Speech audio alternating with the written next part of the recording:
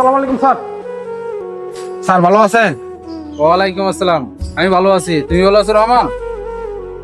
জি sir, আমি ভালো আছি। ঠিক আছে রহমান, তো সুন্দর মতো ডিউটি করো। আসসালামু আলাইকুম স্যার।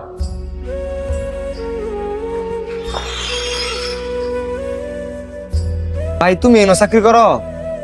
হরে, আমি তো এই অফিসে সিকিউরিটি চাকরি করি। তাহলে তুই এই অফিসে কে লিখে আইছস? ভাই আমি তো এই বিষয়ে চাকরির ইন্টারভিউ দিবার আইছি। কি কস ভাই? তাহলে তাড়াতাড়ি যা, ইন্টারভিউ সময় তো গেল গা।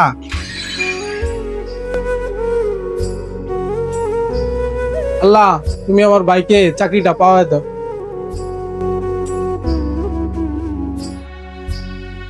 ভাই আমার চাকরিটা তো হয়ে গেছে, এখন সিগনেচারটা খালি বাকি রয়েছে। তুই হইলি আমার ছোট ভাই, আজকে তোর চাকরি হয়েছে মানে আমার চাকরি হয়েছে। তুই এত বড় অফিসে বড় অফিসার হয়েছ, এটা আমার গর্বের বিষয়।